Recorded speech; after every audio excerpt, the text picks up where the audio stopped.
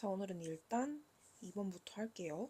2번은 전부 조문이에요. 조문이라서 일단 따로 저기는 안 하고 넘어가도록 하겠습니다.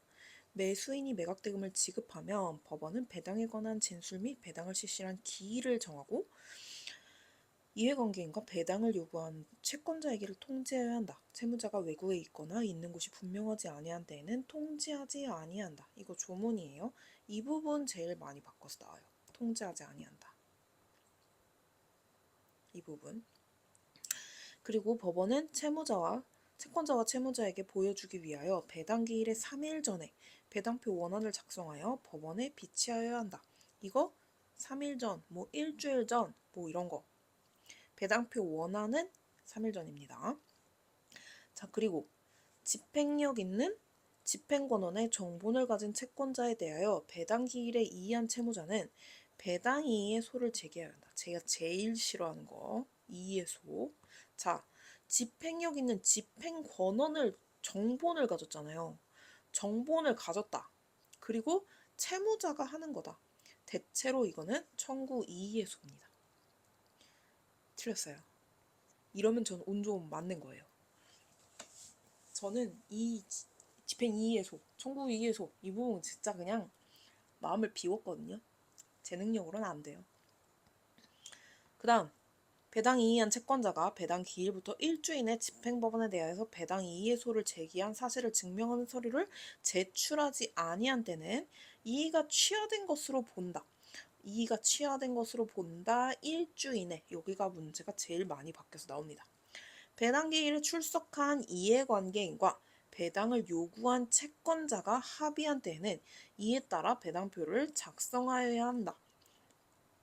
뭐 여기는 아무래도 이해관계인 채권자 그리고 배당표 작성할 수도 있다. 뭐 이런 식으로 바꾸긴 하는데 거의 바뀌지 않는 거라서 이 문제는 이것만 잘 알면 그렇게 어려운 문제는 아닙니다. 아마도. 자, 그러면 다시 어려운 문제. 대기준 어려운 문제예요. 부동산 경매 절차에서 배당받을 채권자에 관한 다음 설명 중 가장 옳지 않은 것은 부동산 경매를 했어요. 공동 근저당권자. 그러니까 공동으로 근저당권을 설정을 했죠. 스스로 근저당권을 실행하거나. 이 말 뭔 말이에요? 그러니까 이거를 혼자서 아니면 혹은 공동으로 근저당권을 실행을 했어요. 경매에 넘겼다는 거죠. 타인에 의하여 개시된 경매 등의 환가 절차. 환가 절차는 뭐예요? 이거 가치를 환원한다. 뭐 이런 뜻이라고 생각하면 돼서 그러니까 말 그대로 돈으로 바꾼다는 소리죠.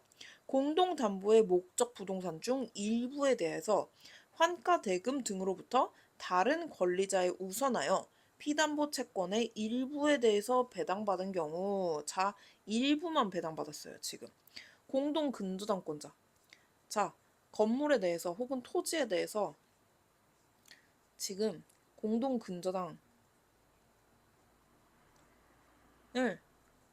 이제 잡았는데 근저당권자가 이거를 실행을 했어요. 실행 혹은 타인에 대해서 이게 개시됐어요. 뭐가? 경매가. 경매를 통해서 이거 부동산 중에 목적 중에 일부만 배당을 받은 거예요. 지금. 그러니까 다 못 받았죠.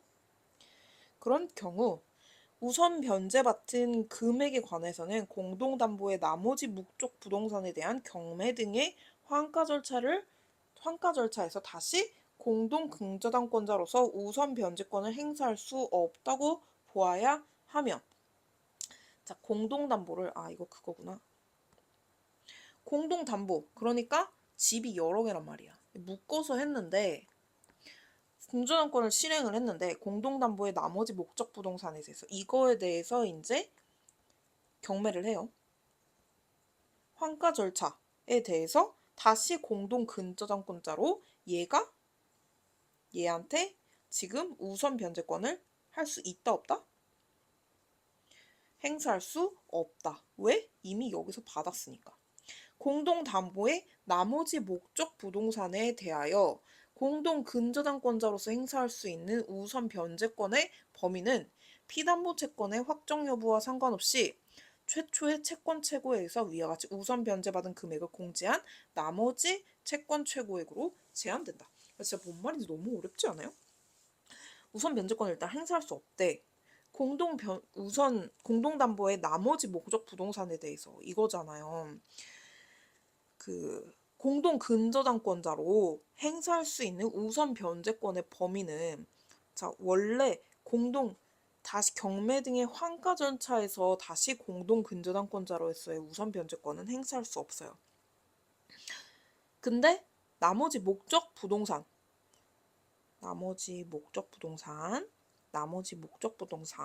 대해서는 행사할 수 있는 우선 변제권, 완전하게 우선 변제는 변제권은 행사할 수 없고, 피담보 채권의 확정 여부와 상관없이 피담보 채권이 얼마나 됐냐, 근저당권은 피담보 채권이 확정이 돼야 되잖아요. 근데 그거가 어떻게 확정이 됐느냐에 상관없이 위와 같이 최초의 채권 최고액에서 우선 변제받은 금액을 공제한 나머지 채권 최고액으로 제한된대요. 그러니까 내가 만약에 100만 원이 있었어. 맨 처음에 최초의 채권 최고액이 100만 원이었어. 그러면은 위와 같이 여기서 일부 배당 50만 원을 받았어요. 그러면은 우선 변제받은 금액을 공제한 나머지 금액 50만 원 제외하고 난 50만 원만 받을 수 있는 거야. 나머지 여기나 뭐 다른 데에서 어떻게 내가 채권 최고액이 150만 원이에요. 이런 거 안 들어준다는 거죠. 왜? 딱 채권 최고액 최초로 한 거에 대해서만 이제 우선 변제권을 인정해 주겠다 이거예요. 이것도 개 어려웠어요. 도대체 앞뒤가 모순되는 내용 같은데 이게 뭐지? 막 이랬던 문제입니다. 자, 근저당권 거래 계약의 결산기에 이미 발생한 채권 최고액을 초과하고 있고 근저당권자가 경매 신청서에 초과액까지 청구하고 있을 경우에 근저당권 설정자와 채무자가 동일하고 민사집행법 148조에 따라 배당받을 채권자나 제3취득자가 없는 경우 이게 뭔 경우예요? 근저당권. 여러분 근저당권이 뭔지 알죠? 저 이거 김기찬 쌤이 알려주셨는데 너무 좋은 것 같아요. 자, 보통 뭐 아파트 금액의 한 120%로 근저당권 채권 최고액을 잡는다고 얘기를 하잖아요. 그러니까 뭐 한 10억으로 채권 최고액을 잡아놨어. 아파트 금액은 뭐 9억이야. 내가 맨 처음에 9억을 빌리고 중간에 빚을 갚든 빚을 더 빌리든 뭐 이런 거 상관없이 이게 근저당이 뭔가에 의해서 확정될 때까지는 그 근저당권이 이제 채권 최고액이 확정이 안 되는 거예요.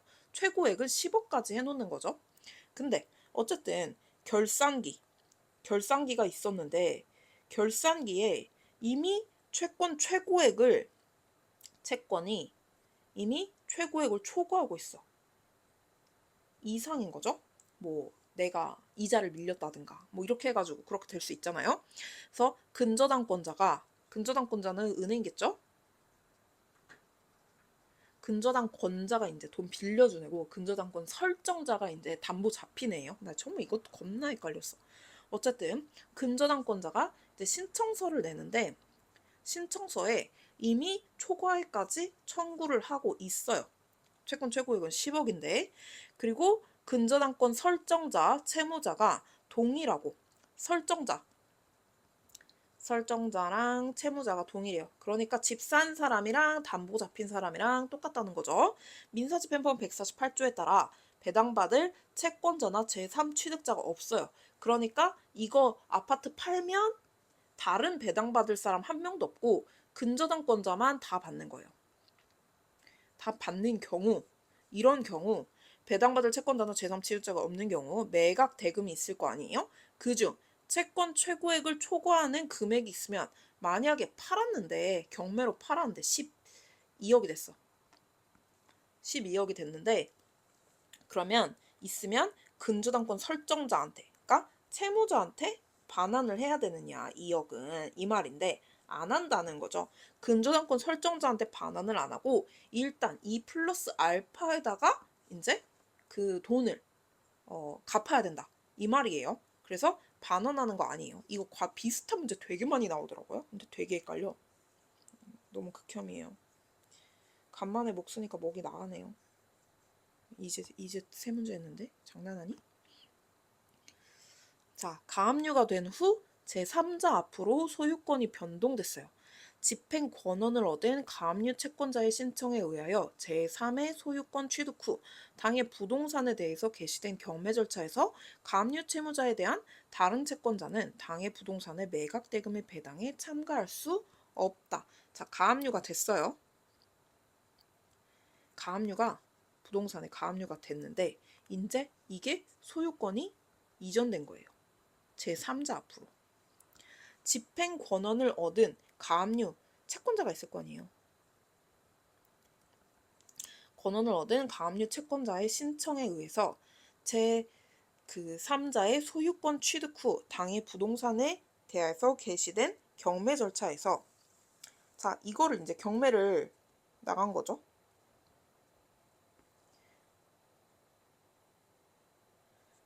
경매 절차에서 가압류 채무자에 대한 다른 채권자는 채무자에 대해서 뭐 얘가 지금 채무자가 있는데 여기다 쓰자.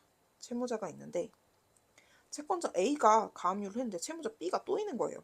아니 이게 아니지. 채권자 B가 또 있는 거예요. 다른 채권자 당의 부동산의 매각 대금의 배당에 참가할 수 없다. 이 경매를 해서 이 매각 대금이 나오면 이거를 배당을 해야 되잖아요. 이거에 참가를 할 수 있다 없다? 없다. 왠지까지는 우리 궁금해 맙시다. 그건 합격한 다음에. 저는 이런 게 좀 문제예요. 왜까지? 왜냐면 이게 강사버릇 습관이다 보는데 애들한테 무슨 질문이 나올지 모르잖아요. 그러니까 왜를 끝까지 준비를 해가야 돼요. 그래서 습관이라서 제가 공부를 좀 비효율적으로 하는 것 같기도 해요. 뭐 엎보죠 뭐. 임금 등에 대한 지연 손해금에 대해서는 우선 변제권을 인정할 수 없으므로 임금 채권자들이 집행력 있는 정본으로서 배당 요구를 하는 경우 원금만을 우선 배당하고 지연 손해금은 일반 채권자와 안분 배당한다. 이거 되게 자주 나오는 건데 되게 쉬운 문장이에요. 그쵸? 임금이 있어요. 그리고 플러스 여기에 안 줘가지고 지연 손해금이 붙었어. 월급도 안 주면 거기에 이자 붙어요. 여러분 잘 알고 있어야 돼요. 물론 민사 소송을 하고 뭐 집행을 하고 뭐 이렇게 해야 되지만 주위에 친한 법무사를 만듭시다. 여러분 모두. 그래서 우선 변제권을 인정할 수 있으므로 심지어 이 부분에 대해서는 우선 변제권이 있어요. 그러니까 뭐 우리 뭐 임차권이 어쩌고 임차권 등기가 어쩌고 뭐 확정일자 어쩌고 막 이런 얘기 하잖아요. 그거 다 우선 변제권이랑 그 우선권 얻으려고 하는 건데 그런 거 다 필요 없이 임금에 대해서는 그냥 임금 안 주고 그 부분에 대해서 지연손해금 이런 거까지는 우선 변제권 주겠다 이거예요. 그러니까 최우선으로 변제해줘야 된다 이거죠. 자, 인정할 수 없으므로 근데 뭔 말이에요? 지연손해금까지는 인정해줄 수 없다. 임금만 우선 변제권이 있어요. 그래서 임금 채권자들이 집행력 있는 정본으로 배당 요구를 했어. 그러면은 원금만 우선 배당하고 나중에 지연 손해금은 나중에 일반 채권자들하고 안분 배당한다. 그러니까 돈 안 남으면 못 받을 수도 있다는 거죠. 근데 임금은 무조건 받을 수 있을 거다 아마. 물론 아닌 경우도 많아요. 뭐 이런저런 경우의 수가 많으니까 그러니까 무조건 일단 못 받으면 노무사, 법무사 뭐 다 찾아가 보세요 일단. 요즘 돈 안 주는 사람 왜 이렇게 많아? 자, 주택 임차인이 소액 임차인으로서 최우선 변제를 받기 위해서는 첫 경매 개시 결정 전에 주택의 인도, 주민 등록이라는 우선 변제 요건을 갖춰야 하고 배당 요구의 종기까지 위 요건을 유지해야 한다. 자, 소액 임차인이라는 게 있어요. 보증금이 소액이라는 소리인데 이것도 2천만 원인가? 아마 그럴 거예요. 이것도 시험에 안 나와가지고 잘 모르겠는데 어쨌든 최우선 변제를 받아요. 왜냐면 보증금 자체가 적다. 이 말은 뭐예요? 목돈이 없다. 이 말이잖아. 근데 그 사람한테 그 돈까지 뺏으면 돼, 안 돼? 안 된단 말이에요. 그래서 국가에서 경매 나가고 적은 금액의 보증금을 소액 임차인으로 소액 그 보증금으로 들어온 임차인이 있으면 그 돈은 최우선 변제해줘라. 전 재산일 확률이 높다. 뭐 이런 거겠죠? 그래서 최우선 변제를 받으려면 근데 어떻게 해야 돼? 첫 경매 개시 결정 등기 전에 이거 가끔 빡빡하게 나오면 이런 거 바꿔요. 경매 개시 결정 등기 전에 아니면 뭐 기입 이전에 그 경매 강제 경매 기입 이전 아니면은 뭐 그 뭐야 그 뭐죠? 임의경매 등기 이전 막 이런 식으로 바꾸거든요. 꼼꼼하게 잘 봐야 돼. 아 너무 짜증나. 주택의 인도 점유를 하고 있어야 된다. 들어가 살아야 돼. 주민등록 그리고 가서 주민등록 해야 된다는 소리죠. 그러니까 거주신고. 근데 이게 전입신고는 인터넷으로도 된단 말이죠. 핸드폰으로 돼요. 정부24. 요즘 이거 몰라가 제 남편도 몰라가지고 자꾸 막 주민센터를 가야 된다는 거지. 나 떼고 어느 땐데 그쵸? 주민등록이라는 우선 변제 요건을 갖추고 배당 요구의 종기까지 배당 요구를 하잖아요. 나 이만큼 돈 받아야 돼. 그게 배당 요구 종기인데 이때까지 이 요건을 유지하고 있어야 한다. 이 말이겠죠? 이거는 나름 되게 정형화된 그런 문제예요. 보전처분 취소에 관한 옳지 않은 거.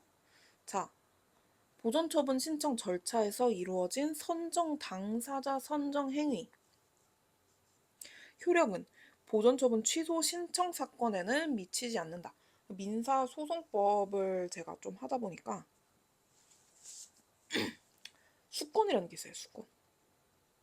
어쨌든 보전처분 신청 절차 있잖아요. 여기서 선정 당사자. 얘는 이 신청 절차에 대해서만 이거가 쭉 가는 거에 대해서만 얘는 이걸 받은 거예요. 그 수권을 받은 거야. 권리를. 근데 만약에 이거를 신청 절차를 여기서 다시 하잖아요? 그러면은 얘가 이거에 대해서도 쭉 가는 게 아니고 이건 다른 절차라서 따로 저기를 수권을 받아야 돼요. 그래서 사건에는 미치지 않는다라고 얘기를 하는 거예요. 이거 민사소송법 하면 좀 무슨 말인지 아는데 솔직히 제가 민사소송법을 조금 하면 민사집행법이 쉬워진다 그래가지고 작년에 그 말에 혹해서 그냥 민사소송법을 좀 들어봐야지 하다가 들어도 무슨 말인지 모르겠어서 결국에는 어쩌다 보니까 2차를 다 하게 된 거거든요. 처음부터 2차를 할 생각을 그럴 건방진 생각을 마음을 먹진 않았어요. 어쨌든 한 5번 반복하니까 뭔 말인지 조금 알 것 같아요. 뭔 말인지 조금 진짜 수권 뭐 직권 조사 사항 뭐 이런 거 이제 좀 알 것 같아요. 그래도 몰라. 자, 부동산 처분 금지 가처분. 처분 금지 가처분 뭐예요? 이거 부동산 못 쓰게 해주세요. 집행된 이후 당해 부동산의 일부 지분을 누군가가 승계를 했어요. 공유물 보존 행위로서 단독으로 위 부동산 전체에 대한 가처분 결정을 취소 신청을 할 수가 있다. 자, 보존 행위에 대해서는 이거는 공유자 전체가 아니라도 1인이라도 이 부분은 신청을 할 수가 있죠. 그것도 이러니까 똑같은 거예요. 가처분이 집행된 이유. 이건 민법에 나오는 건데 어쨌든 당해 부동산의 일부 지분을 승계한 자. 공유자라는 소리죠. 공유물의 보존행위가 어쩌고저쩌고 얘기가 나오니까 위 부동산 전체에 대해서 가처분 결정인 취소 신청을 할 수 있다. 왜? 보존행위니까. 자, 그 다음 채권자가 여러 개의 피보전 권리. 저 쟤한테 돈 오지게 많이 빌려줬거든요. 보전 명령을 얻었어요. 그래서 그중 일부의 권리만을 주장한 본안소송에서 패소 확정된 경우 사정 변경에 따른 취소를 인정할 수 있다. 자, 사정 변경에 따른 취소가 무슨 말이에요? 사정 변경에 따른 취소는 채권자가 본안소송이나 채무자가 제기한 피보전 권리 부존재 확인 청구 소송에서 실체법상의 이유로 패소 확정된 때는 사정 변경에 따른 보전 처분의 보정 명령 취소 사유가 된다. 그러니까 패소를 하면 패소 확정이 되면 그거 자체가 사정 변경에 해당할 수 있다는 소리예요. 그러니까 결론은 뭐야? 취소도 인정할 수 있다. 자, 제소 명령 후 가압류 결정의 청구 채권을 양도하고 채권 양도의 대항 요건을 갖추지 못한 상태에서 제소 명령에서 정한 기간 내에 채권 양수인 본안의 손을 제기하고 속장 접수 증명서를 첨부한 제소 신고서를 제출한 경우라 하더라도 제소 명령을 준수하였다고 볼 수 없다. 이게 틀렸는데요. 자, 제소 명령이 있었어요. 가압류 결정, 청구 채권 이거를 양도를 했어요. 그리고 대항 요건, 근데 양수인이 대항 요건을 갖추지 못했어요. 이런 경우에 제소명령에서 정한 기간 내에 채권 양수인이 본안의 소를 제기를 했어요. 근데 제소명령에서 정한 기간이 있을 거 아니에요. 이때까지 본안의 소를 제기를 해라. 근데 그러니까 소를 제소해라 라는 명령이 저기예요. 소를 제기해라. 근데 얘가 양수인이 어쨌든 본안의 소를 제기를 했단 말이에요. 근데 양수인이 뭐가 없어요? 대항 요건이 없어요. 기간은 지켰는데 대항 요건이 없어. 이런 경우 제소명령을 준수하였다고 볼 수 있냐 없냐? 있다는 거죠. 이 부분은. 왜? 할 수 있는 거 다 했잖아. 그쵸? 그러니까 이제 저기를 해준다는 거예요. 이렇게 인정을 해준다는 거예요. 좀 더 디테일하게 보면 대항 요건을 갖추지 못하였더라도 을의 지위를 승계하고 제소명령에서 정한 기간 내에 병을 상대로 본안의 소를 제기하고 소장 접수 증명서를 첨부한 제소신고서를 제출한 이상 제소명령을 준수하였다고 봄이 타당하다. 그러니까 제소명령은 준수를 했다. 얘는. 그 얘기죠. 이런 게 뭐가 그렇게 중요할까요? 그쵸? 어쨌든 되게 많이 나오는 선제예요. 이따 보전 처분의 취소 당시 본안 소송이 항소심에 계속된 때에는 취소 신청이 1심 법원에 잘못 제기된 경우 관할 위반을 이유로 사건을 항소심 법원에 이송하여야 한다. 이것도 되게 자주 나오는 선지예요. 보전 처분이 취소됐어요. 취소 신청. 근데 이때 본안 소송은 이미 어디에 가 있어? 항소심에 가 있어요. 근데 그럼 취소 신청도 항소심에 했어야지. 얘는 1심 법원에다 했단 말이에요. 그러면은 얘는 관할 위반이니까 이쪽으로 옮겨야 된다. 이송하여야 한다. 이 말이에요. 관할도 민사소송법에서 나오죠. 이런 거 보면 민집을 하기 전에 민사소송법을 하는 게 도움이 되는 건 맞는 것 같아요. 문제는 너무 많은 걸 너무 오래 이제 해야 도움이 들랑말랑 한다는 거죠. 자, 5번. 저는 이거 하고 잘 거예요. 내일 모의고사 보러 가야 되는데. 어쨌든 제3자 이의소. 소송 너무 싫은데. 제3자 이의소는 등기 청구권을 포함하여 모든 재산권을 대상으로 하는 집행에 대해서 적용되는 것이므로, 자, 이런 거 진짜 다 함정으로 나올 수 있죠.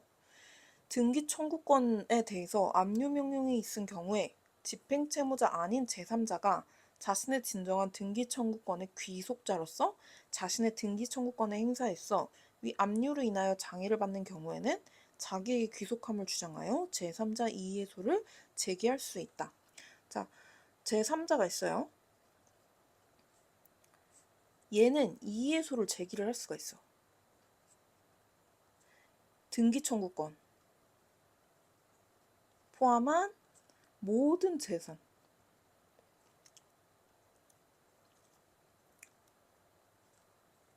집행에 적용이 된단 말이에요. 그러니까 뭘 가지고 집행이 대상이 되더라도 그 부분에 대해서 제3자는 이의소를 제기를 할 수가 있다. 등기 청구권에 대해서 근데 압류 명령이 있었어. 집행 채무자 아닌 제3자가 채무자 아니고 제3자니까 채무자 아니고 채권자도 아니겠죠? 제3자란 말이에요.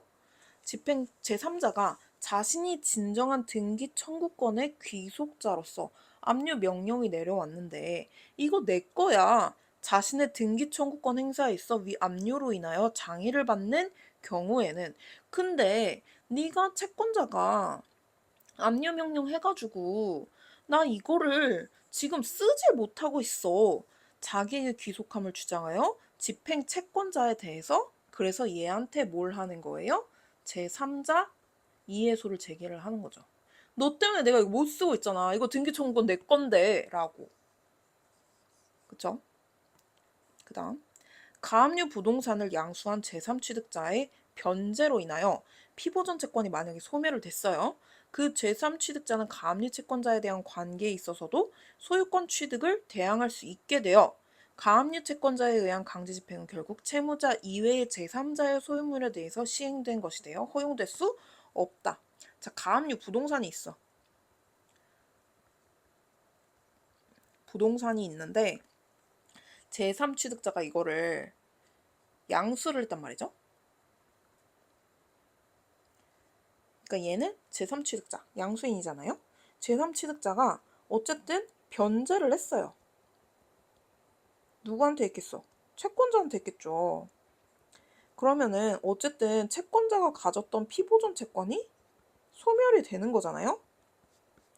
그 제3취득자는 가압류 채권자에 대한 관계에 있어서도 소유권 취득을 대항할 수 있게 돼서 왜 내가 변제했으니까 약간 변제사 대위 같은 건가? 어쨌든 얘한테도 소유권 취득 나 이거 이제 내가 소유권자야. 내가 돈도 너 피부정 채권 다 저기 변제해줬잖아.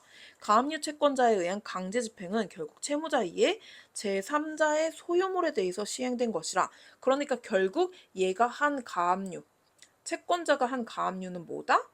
대상이 잘못됐다. 왜? 채무자 거 아니고 제3자 거에 대해서 이제 청구를 한 게 되니까 시행한 것이 되니까. 자, 제3자 이해손의 이 원인은 소유권에 한정되는 것이 아니래요. 집행 목적물의 양도, 인도를 막을 수 있는 권리이면 좋거나 집행 목적물이 집행 채무자의 소유에 속하지 아니한 경우 집행 채무자와 사이의 계약 관계에 의거하여 집행 채무자에 대해서 목적물의 반환을 구할 채권적 청구권을 가지고 있는 제3자는 채권적 청구권으로 제3자의 이해소를 제기할 수 없다. 자, 제3자 이의 소를 제기를 하려면 소유권이 아니고 소유권 포함? 인도, 양도 막을 수 있는 권리이면은 다 돼요. 다 되는데 집행 목적물이 문제는 채무자 소유가 아니야. 속하질 않았어. 그러면은 속하지 아니한 경우 집행 채무자 사이의 계약 관계에 의거해서 집행 채무자에 대해서 목적물의 반환을 구할 채권적 청구권을 가지고 있는 제3자는 집행 채무자랑 그러니까 제3자랑 지금 계약 관계인 거잖아. 근데 계약 관계의 의거에서 집행 채무자에 대해서 목적물 내놔라고 얘가 청구할 수 있는 거예요. 목적물 내놔. 라는 채권적 청구권이 있는 거죠. 뭐 양도 청구권이든 뭐가 됐든 어쨌든 제3자는 채권적 청구권으로 이걸로 제3자 이해소를 제기할 수 있느냐 없느냐 라는 건데 그러니까 목적물 내놔의 권리가 여기에 속하느냐 아니냐 하는 문제예요. 속하겠어요 안 속하겠어요? 집행 목적물의 양도나 인도를 막을 수 있는 권리면 좋다며. 그럼 이거는 제기할 수 없다는 아니고 제기할 수 있는 거예요. 자, 이익이 있다. 그쵸? 채권적 청구권도 제3자 이의의 원인이 될 수 있다라는 거죠. 물건에 대한 매각 절차는 종료되었으나 배당 절차는 아직 종료되지 아니한 경우 경매 목적물의 경락인이 유효하게 소유권을 취득한다면 경매 절차에서 집행관이 영수한 매득금은 경매 목적물의 대상물로서 제3자 이해 소에서 승소한 자가 대상물에 대해서 권리를 주장할 수 있다고 할 것이므로 매각 절차가 종료되었다고 하더라도 배당 절차가 종료되지 않은 이상 여전히 소의 이익이 있다. 뭔 말이에요? 안 지웠네? 자, 매각 절차가 종료가 됐어요. 어쨌든 경매가 이루어져서 매각이 이루어졌을 거 아니에요? 매각이 종료가 됐어요. 근데 배당은 아직 종료가 안 됐어. 아니한 경우 경매 목적물의 경락인이 어쨌든 매각이 됐으면은 경락인이 있을 거 아니에요. 경락인이 유효하게 소유권을 취득한다면 어쨌든 돈도 다 내고 소유권을 취득했어. 그러면 경매 절차에서 집행관이 영수한 매득금은 집행관이 돈을 받았을 거 아니야. 그쵸? 경매 목적물의 대상물로서 제3자 이해소에서 승소한 자가 그 대상물에 대해서 권리를 주장할 수 있다고 할 것이므로 경매 목적 대상물이에요. 그쵸? 이게 매득금이니까. 매각 절차가 종료되었다고 하더라도 배당 절차가 종료되지 않은 이상 제3자 이해소는 여전히 소유의 이익이 있다. 자, 이거를 소유권을 취득을 했어도 이 부분에 대해서 어쨌든 경락인이 집행관한테 매득금을 줬을 텐데 여기서 제3자가 치고 들어올 수 있다는 거죠. 왜? 아직 배당이 종료가 안 됐으니까. 소의 이익이 있다. 내 거야 그거. 사실 내 거야. 내가 받아야 돼. 라고 얘기할 수 있다는 거죠. 넥스트. 제3자 이해소의 원고 적격은 집행의 목적물에 대해서 양도 또는 인도를 저지할 권리가 있음을 주장하는 제3자에게 있고 제3자란 집행권은 또는 집행문에 채권자, 채무자 또는 승계인으로 표시된 자 이외의 자를 말하며 승계 집행문으로 인하여 피고의 승계인으로 표시된다가 집행권원의 집행력을 배지를 구하는 제3자 이해소라고 할 수 없다. 저 승계 집행문 진짜 싫어요. 근데 어쨌든 민사집행법에서 일단 서류에 이름 바뀌면 무조건 승계집행문이 필요하다. 일단 이렇게 생각하라 하더라고요. 그냥 편하게. 자, 제3자 이해 소. 원고 적격. 그러니까 이거를 소를 제기할 원고 적격은 양도 또는 인도를 저지할 권리가 있음을 주장하는 제3자. 여기랑 겹치죠, 지금? 제3자에게 있고 제3자랑 집행권원, 집행문 거기에 채권자, 채무자 또는 그 승계인으로 표시된 자 이외의 자를 말하며 채권자 안 돼. 제3자 이해소를 제기를 하려면 채권자 안 돼. 채무자 안 돼. 그리고 승계인 안 돼. 승계 집행문으로 인하여 피고의 승계인으로 표시된 자가 그 집행권원의 집행력을 배제를 구하는 소는 제3자 이해소라고 할 수 없다. 누가 승계 집행문을 받았어요. 누구의? 피고의 승계인이야. 이 사람이 집행권원의 집행력을 배제를 구하는 소를 제기를 했어. 그러면 이거는 제3자 이해소에 해당되느냐인 거죠. 안 된다는 거예요. 왜냐? 얘는 제3자가 아니거든요. 그쵸? 이렇게 보면 되게 쉬운데 나 왜 이렇게 어렵지?